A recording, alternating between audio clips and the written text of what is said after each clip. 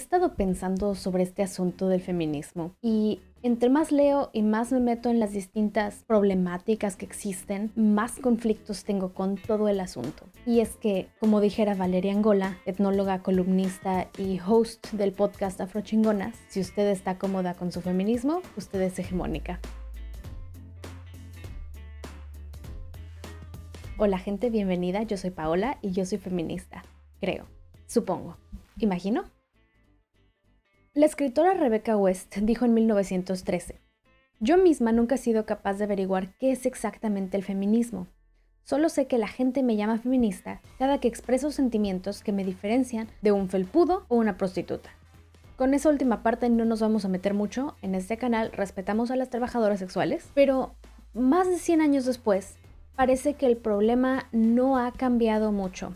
Seguimos discutiendo incluso entre feministas qué es el feminismo, quién puede ser feminista, para quién es el movimiento, etcétera, etcétera. Y tanto es así que yo he visto muchas feministas que se enojan cuando ven que alguien dice o escribe en internet que el feminismo se trata de equidad de género. Y entonces ponen su comentario abajo diciendo que claro que no, hasta creen que se trata de la equidad de género.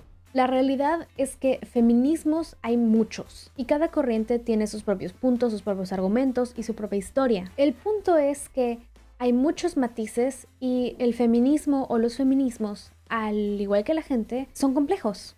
A grandes rasgos podemos decir que el feminismo es un movimiento o un conjunto de movimientos que buscan que las mujeres sean vistas y tratadas como sujetos humanos y de derecho. Entonces, es importante aclarar que el feminismo no es una teoría estática, no es un conjunto de reglas a seguir, no es o no debería ser un dogma. El movimiento feminista es un movimiento vivo, es un movimiento que cambia, que evoluciona o involuciona en ciertos casos y que no se presenta de la misma forma en todos lados. Puede presentarse de formas totalmente diferentes dependiendo del lugar y del contexto en el que se encuentra. Y eso sí se presenta como feminismo.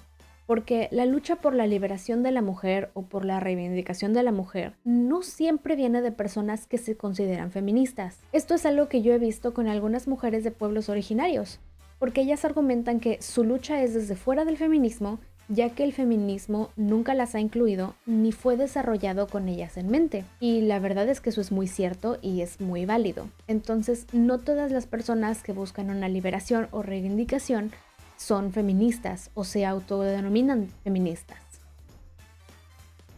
Y ustedes se preguntarán, ¿a qué voy con todo este rollo de las distintas presentaciones del feminismo y de los no feminismos? Pues resulta que hace algunos años yo comencé a identificarme como feminista. Cuando estaba en la secundaria, en la prepa, la verdad es que no me identificaba como feminista y cuando alguien decía, es que tú eres feminista, yo les decía, y claro que no. Pero por ahí del 2017, tal vez 16, decidí que siempre sí.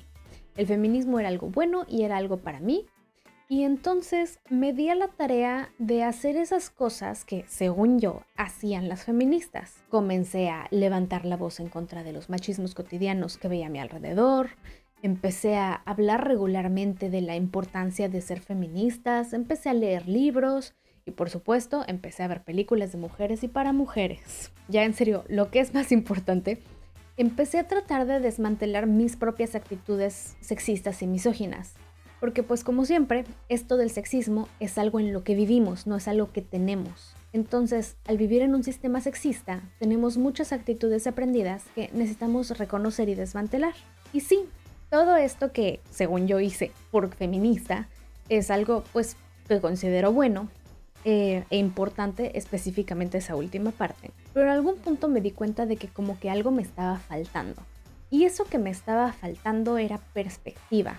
Entonces me di a la tarea de empezar a leer otro tipo de literatura y empezar a escuchar a otras mujeres en situaciones muy diferentes de las situaciones en las que yo me movía y en las que yo había crecido. De eso se trata el tema de hoy. Entonces, la siguiente parte del video es nada más un ejemplo que quiero dar y mi intención es que funcione como trampolín para brincar al tema. No es el punto del video, es nada más algo que a mí personalmente me ayudó mucho a aterrizar mis pensamientos con respecto a esta situación. Entonces, sin más ni más, hablemos de Me Too.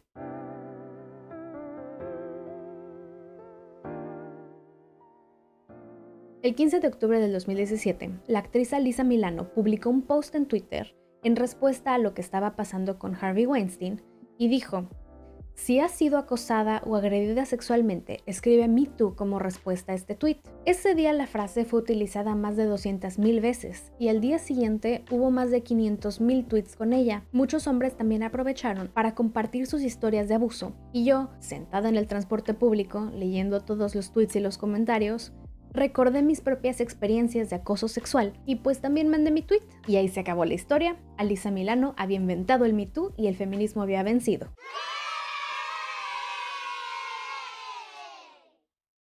Excepto que no, ni el feminismo venció nada, ni Alyssa Milano inventó el Me Too. El movimiento Me Too comenzó 11 años antes del tuit de Alyssa y fue creado por la activista afroestadounidense Tarana Burke y era una campaña para las mujeres racializadas que habían sido violentadas sexualmente. Pero aunque llevaba ya 11 años existiendo el movimiento, no era tan popular. Ahora, en el 2017, toda la atención la estaba recibiendo Alyssa y el movimiento que supuestamente inició con su tweet. Sí, a los 2 días ella aclaró que había un movimiento Me Too más viejo y compartió un link a una página con la historia de cómo comenzó ese movimiento, el de Tarana Burke, y ya. Las entrevistas le siguieron llegando y aunque sí llegó a salir en la tele con Tarana Burke, Alyssa Milano continuó recibiendo la mayor parte de la atención y siempre decía cosas como que nunca pensó que esto se convertiría en un movimiento y que se sentía bendecida de ser la mensajera, etcétera, etcétera. Ese mismo año, la revista Time decide que la persona del año serían las personas que rompieron el silencio cuando se trataba de abuso y acoso sexual. En la portada de la revista salieron 5 mujeres y un codo. Las mujeres fueron la actriz Ashley Judd, la ingeniera Susan Fowler, la cantautora y reina de mi biblioteca musical Taylor Swift, Alana Iwo, quien es miembro de un grupo de interés político, y una mujer mexicana recogedora de fresas con el seudónimo Isabel Pascual. El codo que sale ahí representa a las mujeres que decidieron quedar anónimas. Cada una de las personas, tanto en la portada como en el artículo, han sido víctimas de algún tipo de acoso o abuso sexual y han alzado su voz para denunciar. Y todo esto suena muy bien, hasta que una se pone a pensar que el Me Too es un movimiento que fue creado por una mujer negra específicamente para hacer conciencia sobre los problemas que viven las mujeres racializadas. Y ahora el Me Too es un movimiento cuyas caras principales eran en su mayoría blancas y ricas. Y nada tiene de malo ser blanco y rico.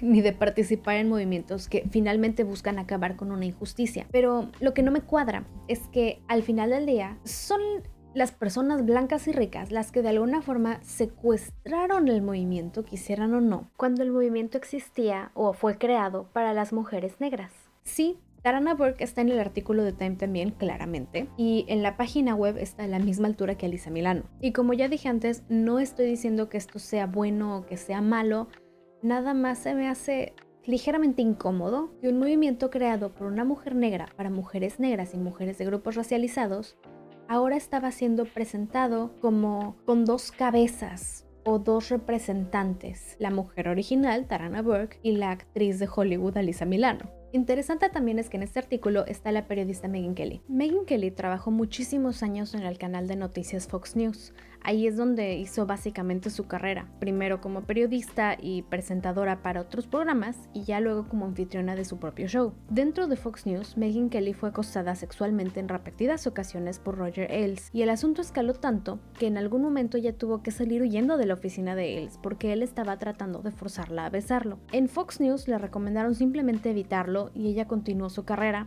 siempre teniendo que ver cómo acomodarse de tal forma que no tuviera que ver con él. Pero esa experiencia la llevó a criticar abiertamente a Donald Trump durante su campaña, ya que él también ha sido acusado en repetidas ocasiones de abuso sexual y hay incluso grabaciones de él diciendo que le gusta agarrar y besar mujeres en contra de su voluntad. Todo esto, por supuesto, llevó a Donald Trump a criticarla duramente y a burlarse de ella constantemente. Megyn Kelly dejó Fox News y se fue a NBC en enero del 2017. Y sí fue algo muy valiente y muy respetable lo que hizo. Pero también creo que no se nos puede olvidar ¿quién es Megyn Kelly y dónde trabajaba? Fox News es el canal donde usted puede recibir sus noticias con una abundante guarnición de racismo y de xenofobia, donde fascistas como Tucker Carlson hablan todas las noches del genocidio contra los blancos, donde en el 2018 estaban hablando los presentadores de cómo los migrantes que estaban llegando por la frontera sur traían enfermedades. ¿Se acuerdan de cuando anunciaron en las noticias que Trump dejó de enviar apoyo económico a 3 países mexicanos? Eso es Fox News. Y Megyn Kelly ya no trabajaba ahí en el 2017, pero Megyn Kelly tiene un historial bastante largo de comentarios racistas que van desde lo ridículo, como decir que Jesucristo era blanco, a lo problemático, como justificar el blackface y decir que ella no le ve nada de malo, hasta lo realmente peligroso, porque ella regularmente minimizaba la brutalidad policíaca y los asesinatos de los hombres negros en manos de policías, diciendo que era porque venían de comunidades con una mentalidad de matón y de parrandero. Y esa Megyn Kelly, quien ha causado tanto daño, está en el mismo artículo que Tarana Burke.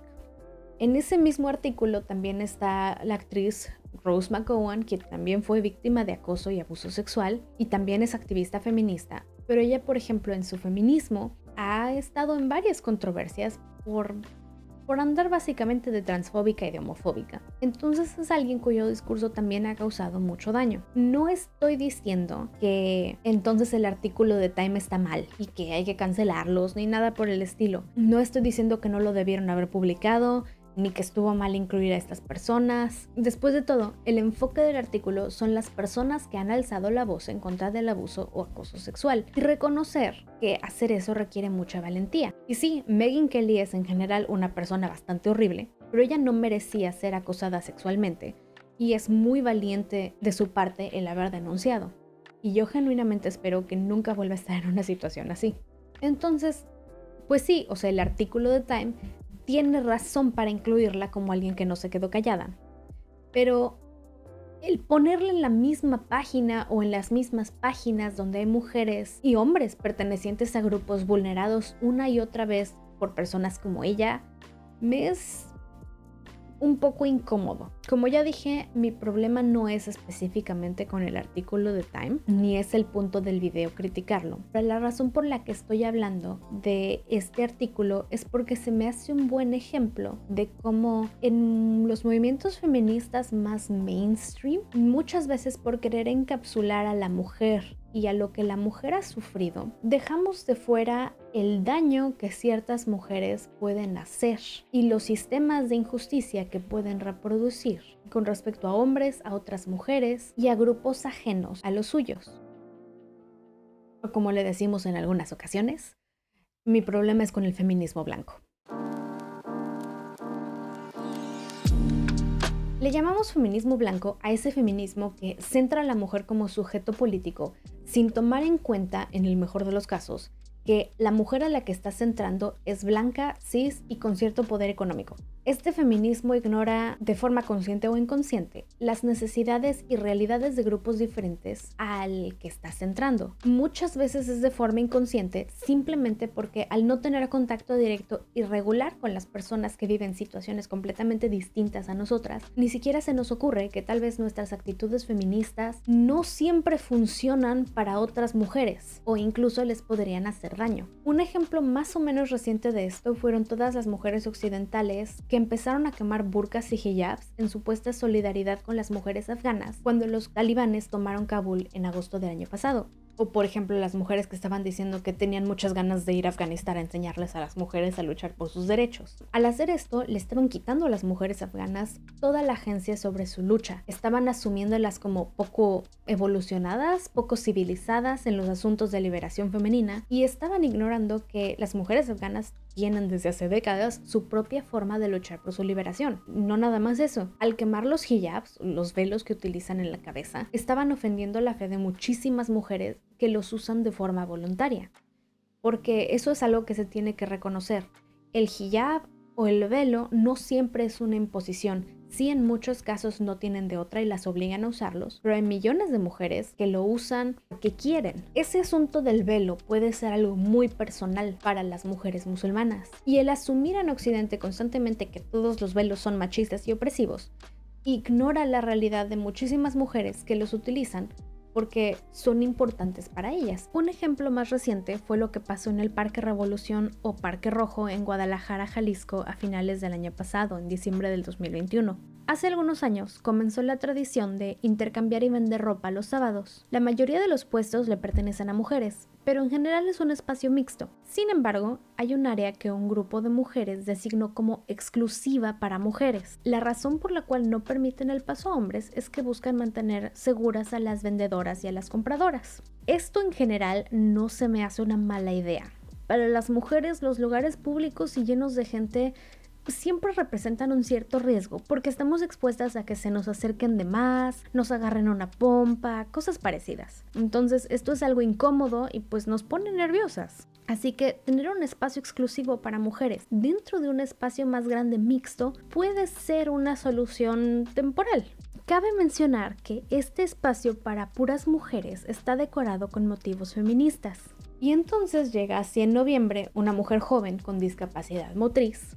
Llega en su silla de ruedas y va acompañada de su novia, quien estaba ahí para acompañarla y pues para apoyarla también físicamente. Pero resulta que la novia es una mujer trans. Así que primero 3 mujeres le cierran el paso y les empiezan a decir que la novia no puede pasar y empiezan a agredirla verbalmente. Como se rehúsan, se empiezan a juntar más y más mujeres hasta que se hace un grupo grande. Y ese grupo grande terminó golpeando a las 2 jóvenes que acababan de llegar.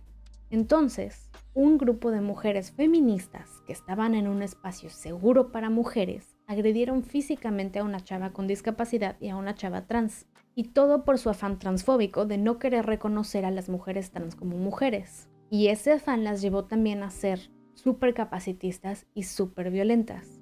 Para mí eso es un ejemplo de feminismo blanco. Es cuando el único cuerpo que se reconoce como aceptable es el de la mujer cis sin discapacidades. Tal vez este es un ejemplo un poco más extremo, pero a lo que voy es que si no tenemos cuidado, nuestro feminismo puede ser o puede al menos tener actitudes de blanquitud. Y aquí quiero hacer una pausa porque creo que es necesario aclarar qué es esto de la blanquitud y aclarar que blanquitud no es lo mismo que blancura. El término blanquitud fue acuñado por el filósofo Bolívar Echeverría y no se refiere al color de piel de una persona, sino más bien describe una forma de ser, una forma de existir en el mundo y de posicionarse socialmente. El decir blanco o blanquitud no es necesariamente hablar del color de una persona. En la descripción abajo les dejo unos artículos para que lean más del tema por si les interesa. Yo ya no me quiero desviar tanto, la verdad.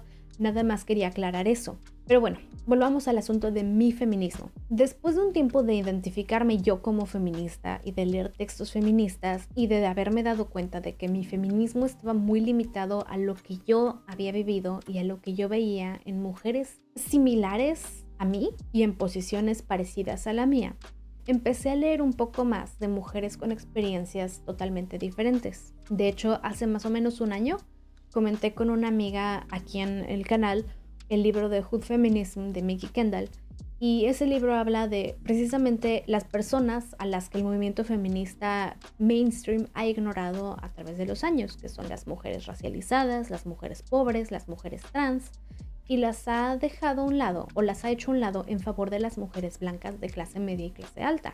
Entonces, bueno, el link a ese video está abajo en la descripción. El último libro que leí en el 2021 fue Mujeres, Raza y Clase de Angela Davis. Y este es un análisis de la lucha de las mujeres negras desde el periodo de la esclavitud.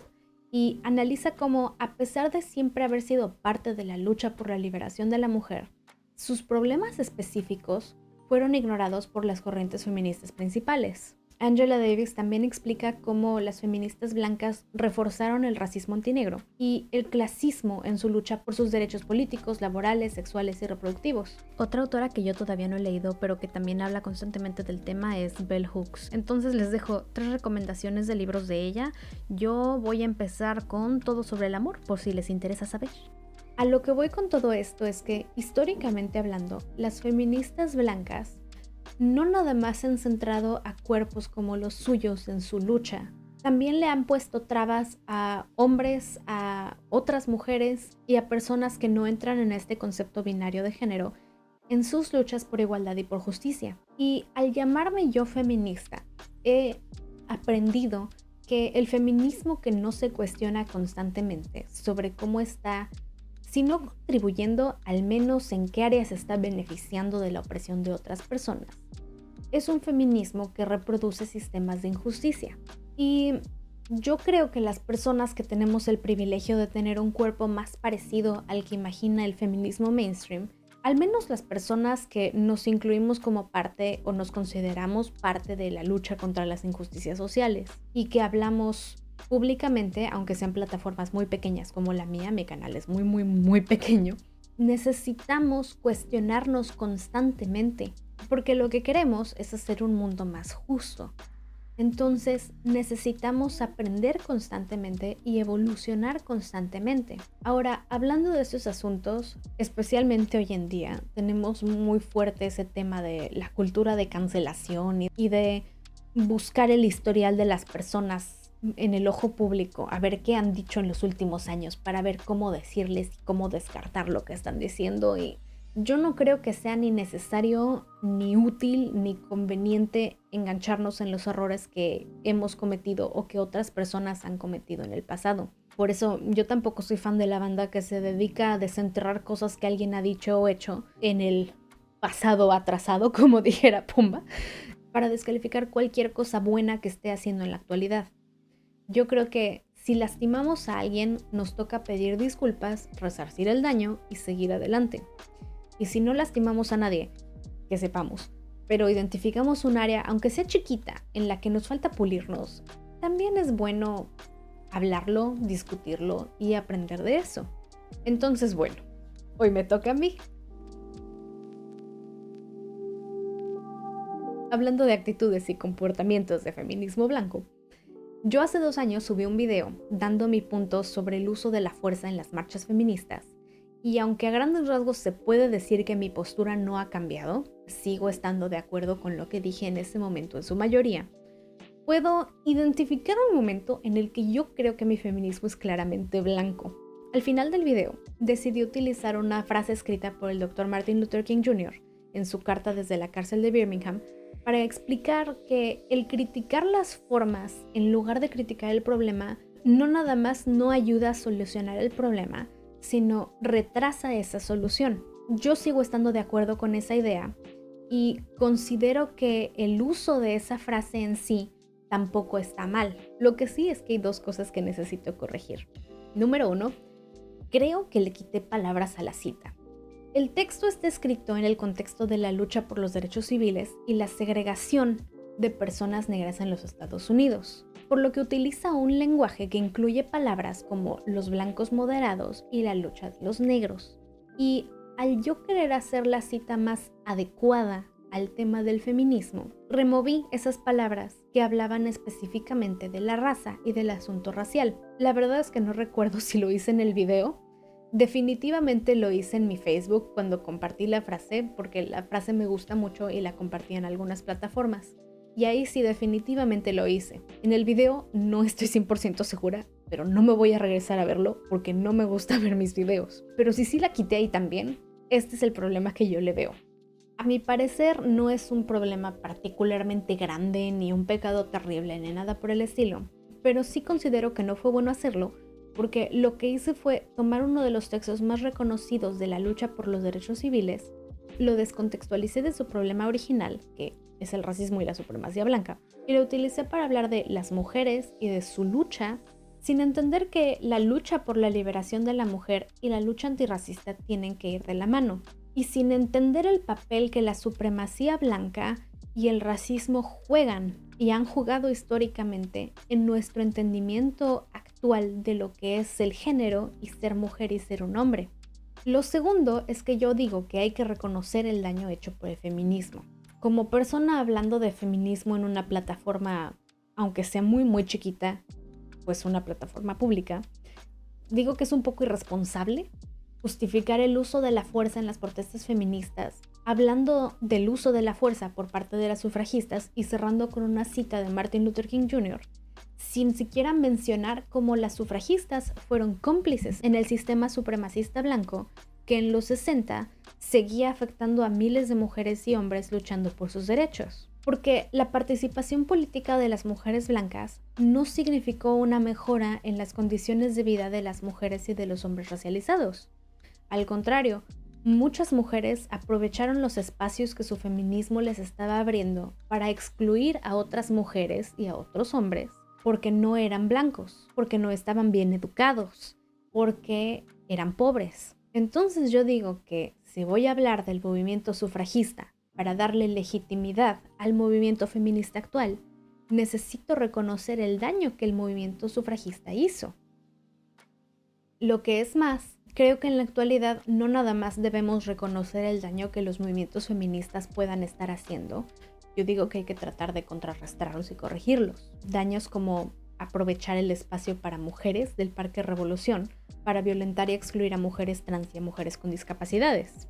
O, un ejemplo más cotidiano, ¿cuántas mujeres que actualmente se consideran feministas porque van a trabajar y porque son independientes económicamente no hablan de su niñera y su muchacha como personas de segunda clase y no les quieren pagar aguinaldo ni días de vacaciones? Bien independientes, bien emprendedoras, pero bien clasistas y bien racistas. Y como es el internet, hay que aclarar, esto no quiere decir que las personas que tienen actitudes y reproducen actitudes así son malvadas y lo hacen a propósito por sus malas intenciones. Muchas veces este tipo de cosas son actitudes que aprendimos y que no habíamos notado antes. Pero el chiste es que yo creo que a todas nos toca aprender a identificar estas cosas, a reconocer cuando la regamos y a decir, ups, fue mi error, perdón, resarcir el daño y seguir avanzando. El punto es que yo considero que si nos vamos a llamar feministas, como yo lo pienso seguir haciendo al menos hasta nuevo aviso, nos toca ir desblanqueando nuestro feminismo. Muchas gracias por ver este video. Si les gustó, dejen un comentario, denle me gusta y compártanlo con sus amigos, amigas, amigues y familiares. Y la próxima vez que nos veamos vamos a hablar de un tema más ligero porque ya saben que a mí lo que me gusta son los superhéroes y ver la televisión. Entonces se vienen unos videitos rápidos porque pues acabo de ver Batman y ya va a salir Bridgerton. Por lo pronto les deseo que estén muy bien y nos vemos después. Bye.